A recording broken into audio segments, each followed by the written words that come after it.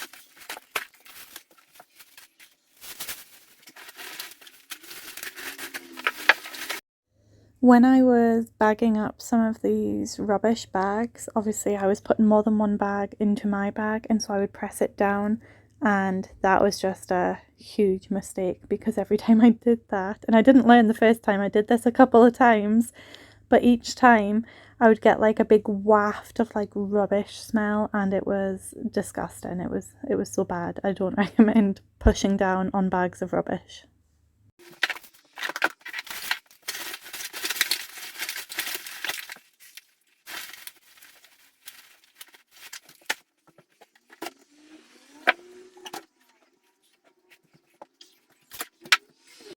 It was so hot on this day when we were doing the clean, and that always seems to be the case. On the days that we have the house cleans, the weather is always absolutely amazing, and then when we're not cleaning and we actually have free time, the weather seems to take a turn for the worse. So the day before this clean, it was actually like torrential rain. It was really nice to listen to, but obviously you can't really do much outside.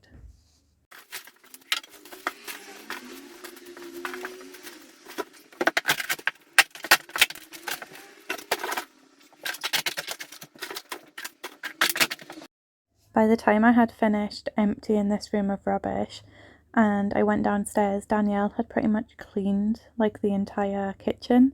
And I said to her, I was like, I feel really bad because I feel like all I've done is carry rubbish around and you've like cleaned an entire room. And she said to me, well, actually, I was thinking like you've done an entire room and all I've done is wash some dishes. So I think it's really funny that we have such different perspectives, and that even though we're doing this together, we still sometimes think, well, am I doing enough? Am I leaving too much for my partner to do? Especially because a lot of the cleaners that I watch are doing the work themselves. Like Barbie, I don't know how she does it. She is like a mighty woman. Like what she achieves on her own has me questioning if I'm doing enough. But then I recently commented on one of her videos and asked, like, how long did this kitchen actually take you? And she says it took about 3 days. And so I think it does just go to show that when you're watching a 20-minute video, it is like the timing can be deceiving. So this video today is 40 minutes, but we were in this house around 4 or 5 hours and there was two of us, so that's double the amount of hours if somebody was doing it on their own. So just because you're watching us do a lot in these videos, don't let that dishearten you into thinking, well, I couldn't achieve that much in that amount of time, because obviously it is very misleading.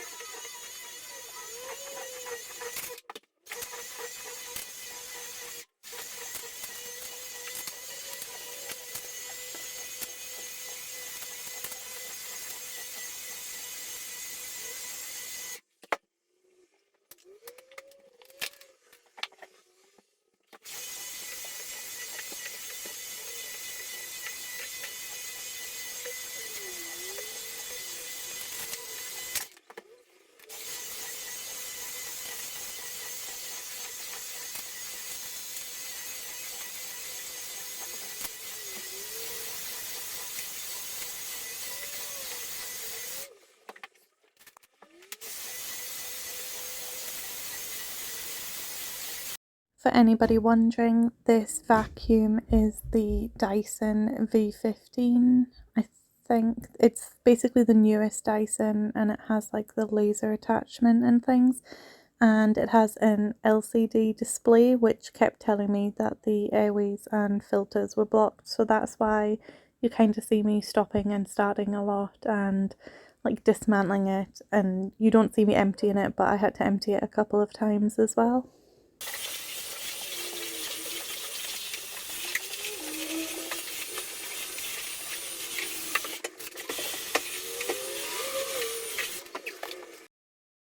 And now for the rest of the video, you will see Danielle doing the cleaning because she was doing this kitchen while I was doing the spare bedroom. And then once I move on to the main bedroom, she moves on to the living room. However, as I said previously, you won't see me doing the main bedroom in this video. So the rest of this video will just be Danielle. And also, Danielle did so amazing in this video because the day before we did this clean, she actually had root treatment done and she was just not feeling great. So the fact that she even came along and did this house today was just so good of her.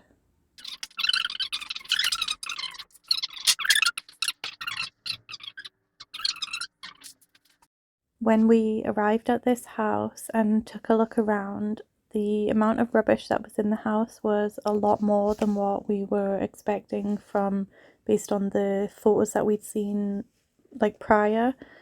And so we were like, well, we're not going to be able to remove this rubbish ourselves because initially our plan was to take the bags of rubbish away in our cars. However, Danielle's car actually broke down on the way to this clean, so we just had my car with us and it would have took multiple trips to the dump. And I'm going to show you a photo of all of the rubbish stacked together so you can kind of see the amount that there was at the end of the first day. So while we were in this property, I was contacting a few people who had previously said, if you are doing a house and you need rubbish removal, please get in touch. So I contacted a few of them, and because of the short notice, nobody really had any availability to collect the rubbish that day. However, I put a post on our community Facebook page and somebody had commented saying that they could help on the Monday. So I just want to give a big shout out to Kyle Best at KB Recycling, who graciously offered to remove all of the rubbish for us for free on like a few days after this clean was done. And so I said I would give him a shout out across our socials as a huge thank you.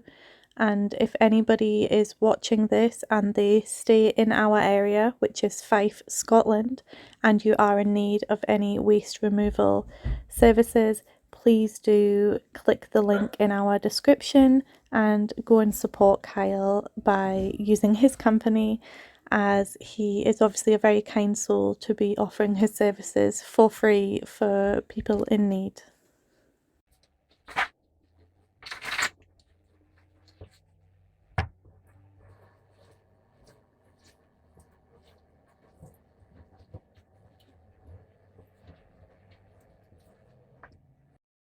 While Danielle is cleaning the kitchen, I will now share the resident's story with you. So when the resident initially contacted us, she explained a few of the details of her situation and had said that she had tried to reach out to other cleaning companies, but they wanted to charge more money than what she could afford, and that she has been called lazy in the past. And she literally said in brackets in the email, like, believe me, I wish I could deal with this myself, I just physically can't. And so we kind of had an idea of what we were going into. And then the day before we were due to go to this property, she emailed again and she was just wanting to make me aware that she's actually non-verbal, and so she wouldn't be able to speak to us when we were there, which was totally fine. I said if she had any questions or if there was any way that we could communicate easier with her, just to let us know. And when we arrived at the property, she had her iPad and had written a little letter to us, basically apologising for the mess and thanking us. And that was just so sad because, and I said this to her, I said, you honestly don't need to apologise to us. We're here to help you. You don't need to apologise for living your life. It's not your fault that your house has gotten into this condition. And I just felt like I never know how to respond when I'm faced with like an emotional situation. So in this instance, this letter was very heartwarming, and I just wanted to reassure the resident. But yeah, I just felt so bad that she felt the need to apologise to us because we don't live there. It doesn't affect our lives.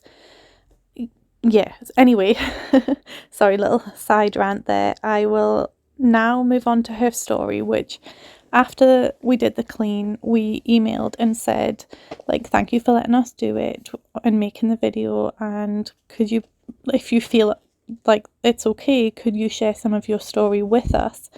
And she was more than happy to do that. And she sent me an email. So all I'm going to do now is read the email verbatim so you can just see exactly what she said. Just before I do read out the email, if you do have any trigger warnings surrounding child abuse, eating disorders, addiction, and suicide, then I suggest that you possibly skip ahead to around the 20-minute mark. And now here is the email. As a child, I was subject to all kinds of abuse, and due to fear of basically everybody, I became non-verbal. I developed CPTSD after the fact. I gained a horrible body image of myself, put into my head by my family, and I stopped eating or limited food intake. I lost a lot of weight. As I grew older, I realized more and more what happened to me, and I grew a fear of people.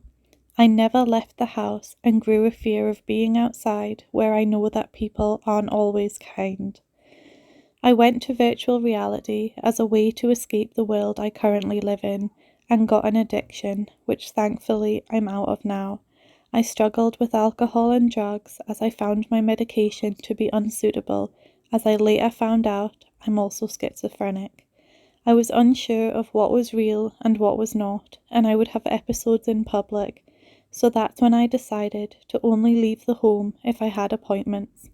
I became so lost that I let myself go and attempted suicide on multiple occasions and found myself in hospital 15 times in the past 2 years.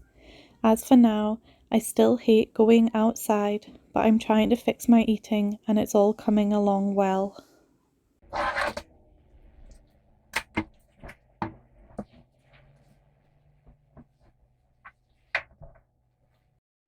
As you heard, that was a lot for one person to go through, and that is her story, and we are very grateful that she has shared it with us and that she is allowing us to help her and to show our viewers her home as well.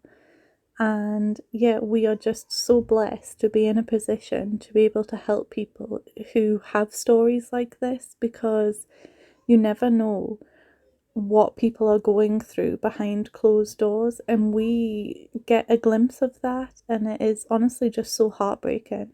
And yeah, we're just very grateful that we're able to do something to help these people.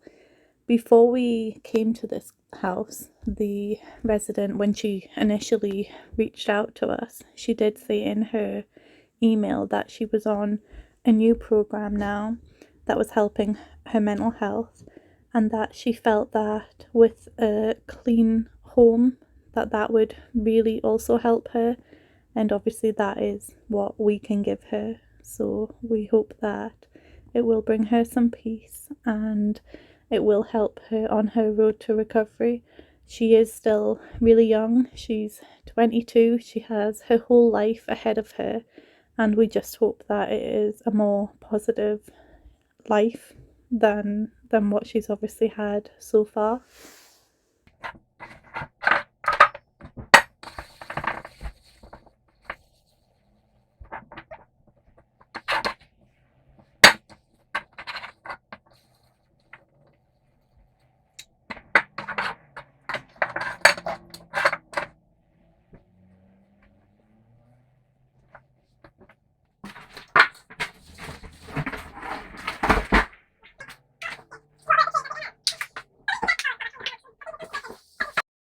In our previous video, when we were cleaning the oven racks, we weren't able to get them as clean as we would have liked, and one of our viewers commented suggesting that when we're spraying the oven cleaner, to spray that on the racks at the same time.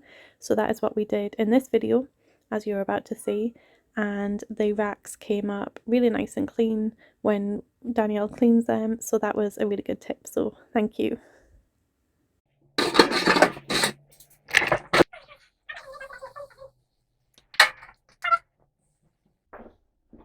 Quick glove change. Sorry! So a few things about that little clip you just seen there. First of all, I wanted to give another snippet of Danielle's voice, since she is shy and has not yet joined me on these voiceovers. And second of all, what she was actually showing you there was that both of those gloves were made for the same hand, because they came in a 2-pack, and Danielle took 1 pack home and left 1 pack for cleaning other people's houses. And it wasn't until today when she went to put them on that she realised she must have mixed them up. So she had, I think it was 2 right hands, and we just thought that was a bit funny. And then the final thing I wanted to say about that little clip was, at the end of it you hear Danielle yelling sorry, and it's because she had come upstairs to tell me the funny story about the gloves, and I had said, well, share that with our viewers. And then she had gone back downstairs, and what I then shouted down to her was, hold on a minute, you could have took some of the rubbish down with you, because she walked downstairs empty-handed. And obviously this whole time she's been doing the kitchen, I was back and forward up and down those stairs carrying the bags of rubbish. And so I says, right, okay, new rule, whenever anybody goes downstairs they have to go downstairs with rubbish in their hands.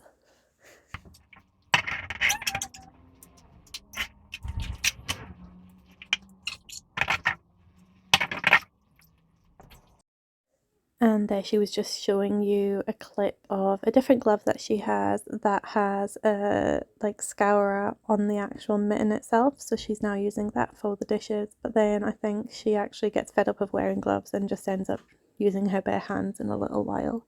The other thing I wanted to mention was that this sink is really cool. I've not seen a sink like this, but it actually has holes on the draining area, so you can directly pour water on the draining area, and then it runs into a separate waste pipe, I suppose, than the actual sink, which makes it very easy for rinsing dishes, which you will all be happy to know.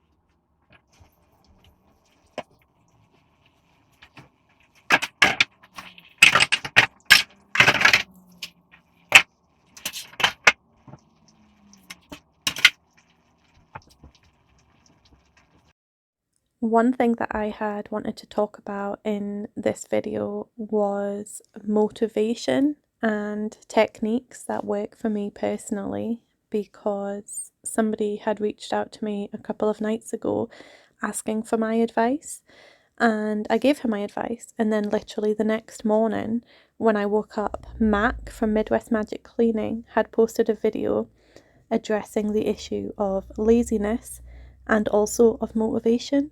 And after he posted that and I watched it, I then had to kind of revise what I was going to say in this video, because I mean, I'm always learning myself, and I do find Mack's videos very educational.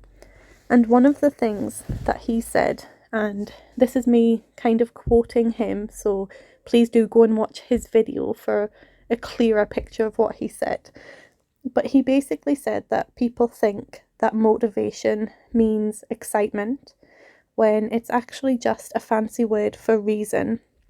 So people confuse motivation for inspiration or being in the mood to clean, but you actually already have the motivation, you already have the reason, and that is that you want to have a clean house.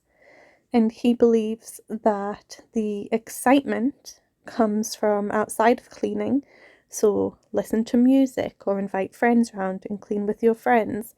And then you condition yourself to enjoy cleaning by associating it with positive experiences, such as hanging out with your friends or dancing to music, that kind of thing. And it makes complete sense. Now, again, this is his concept, not my own. I'm not trying to steal it. He gets full credit, but it did change my own perspective. So I was one of those people that thought that motivation was kind of the get up and go. And I do understand why I thought that and why a lot of people thought that. And so I wanted to look into it a little bit further. And if you look at the definition of motivation, there is actually a couple of them. So the first is that it is a reason, as Mack said. But the other is that it's also a willingness to achieve a goal. And I feel like that's where the confusion comes in, and that's where people confuse it with that inspiration, that excitement. Now, the advice that I gave the girl that reached out to me still fits because they are techniques that I use. I just wouldn't say that they are motivational techniques. I keep getting interrupted by my family when I'm doing this voiceover because everybody is at home today. So once again, I'm actually just going to read out the message that I sent in reply to the girl asking for advice. And again, just excuse the use of the word motivation in the message because I did send this before watching Mack's video. Once I have read out the message, I will elaborate on a few of the things that I said. And again, the advice that I give in this message is what works for me personally. Oh geez, you're asking the wrong girl.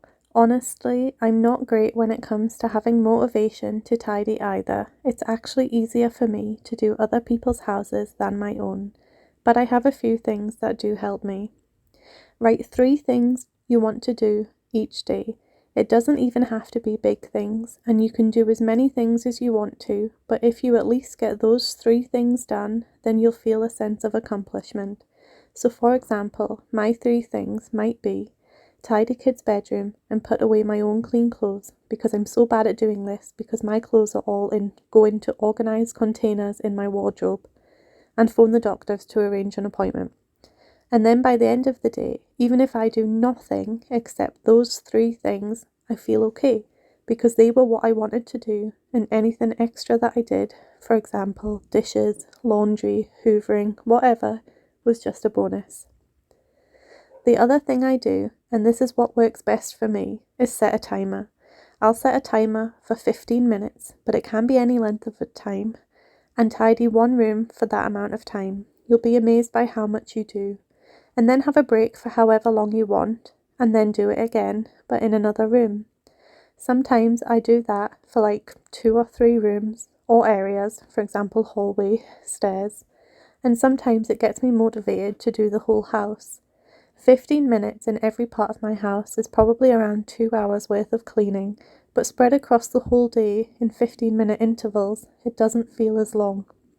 Plus, it means that while the house won't be fully clean, then at least every bit is a bit better. Another thing that works for me is doing tasks while listening to audiobooks or podcasts, or even better, if you can call a friend. If the friend is tidying their house at the same time, then even better. I get anxious if my house is a mess when people are coming round. Luckily, hardly anyone comes to my house. But if I really want to get motivated to tidy, then I invite people around. But honestly, that isn't a healthy way to do it because it stresses me out so much, but it does work. For other people, the best things that work are just getting into good routines. For example, Danielle will always do her dishes and tidy the house before she goes to bed.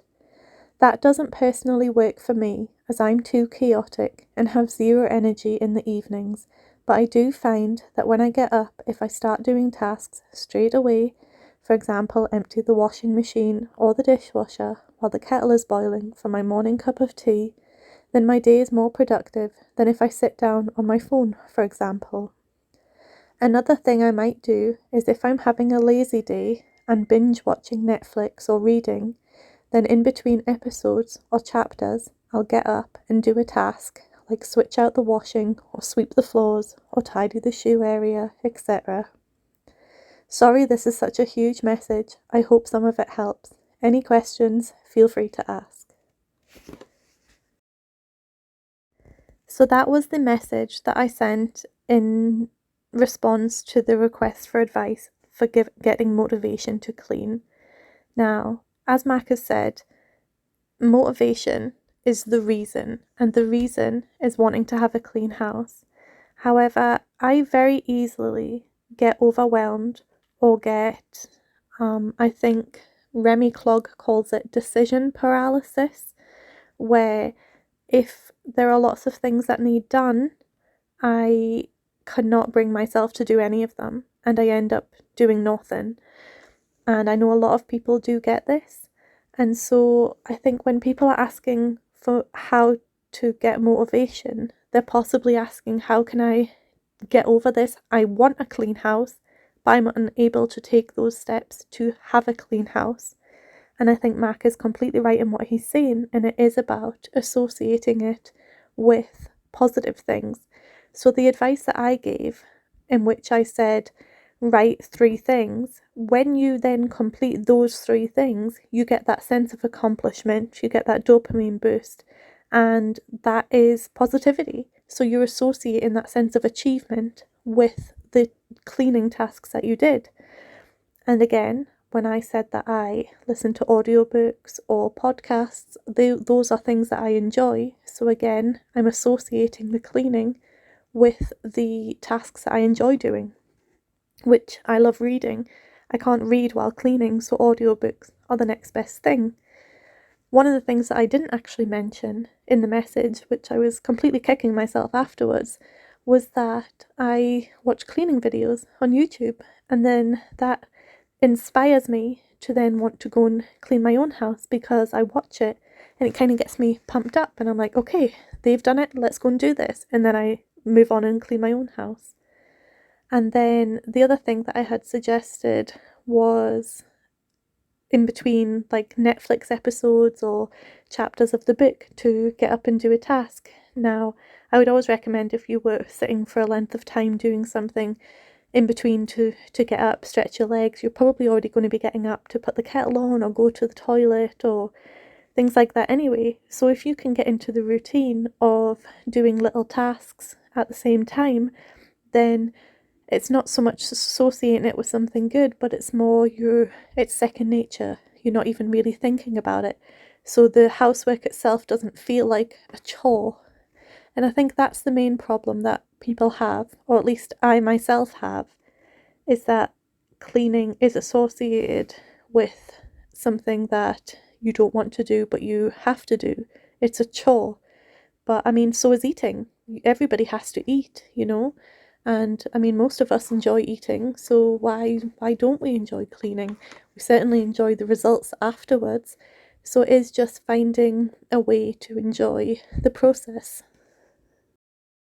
And I'm not sure if what I'm saying is making sense to a lot of people. It's just kind of my inner thoughts at this point. I'm not reading from a script or anything like that. And this is probably something that I'm going to address in future videos as well, because it is something that I have always struggled with myself. I mentioned previously that the kind of houses that we're cleaning are the kind of houses that I grew up in. I grew up surrounded by addiction and substance abuse and have been through abuse myself. And again, this is not something I'm going to talk about in this video. I will eventually talk about it, so please just bear with me. Obviously, sharing my own story is a lot harder than sharing the resident's story because their identity is protected. But it is something I would like to share with the world, and so one day I will. But yes, at the moment, today's not that day. One of the things that I said in that message to the girl was about inviting people around, because having a messy house in front of people like gives me anxiety, And I did say that that is not a healthy way to do it, because there are memes out there and people joke that they get more cleaning done in the 10 minutes before somebody comes to their house than what they do all week. And I read that and it is very relatable, and I laugh, but honestly, it's not funny. And I'm not so much in a place right now, but in the past, when I have really struggled with keeping on top of my house, if I've known that somebody is coming to my house, I will kind of manic clean, and it's stressful. It really is. And then I still don't feel like the house is clean enough when those people arrive. And I obviously used to do this quite a lot without even realizing, because sadly now, whenever I am cleaning, if I'm asking the kids to help and giving them tasks, they always say to me, "Is somebody coming over?" And that hurts my heart, because they've obviously picked up on those manic cleaning phases before people are coming around, and they have associated me cleaning the house as like somebody is coming to the house. And so now whenever that happens, obviously I say to them, like, no, nobody's coming round, we just want to live in a clean and tidy house. And it has actually been years now since I was kind of at that point where the only time I was physically able to get up and clean was if I knew somebody was coming. And it's still stuck with the kids, at least the older two. And so I always have to say, no, nobody's coming, we just want to live in a tidy house. But yeah, it just shows that cleaning can be associated with positive things like listening to music, having friends around, but also with negative things like feeling anxiety that people are coming to the house and maybe they're going to judge me, and maybe my house is going to be as bad as the houses that I grew up in, even though it never has been and hopefully never will be. But in my head, I have that anxiety about it. And then that has obviously rubbed off on my children. So now I'm at a point where I'm in a good place and trying to teach them healthier habits and more positive associations. Anyway, I think I've kind of gone off on a little bit of a ramble there. So I'm just going to reel it in a bit. The video is coming to an end. Unfortunately, when Danielle was cleaning this oven, she didn't get great camera angles and she forgot to take the after picture. The after photos are coming up, but please do remember this was day one of this house, and so these are more like progress pictures rather than complete after pictures. Danielle washed a lot of dishes in this kitchen, and then when we went around the house we found more dishes, so they are kind of still there ready to be washed the next time we go if the resident doesn't get to them herself.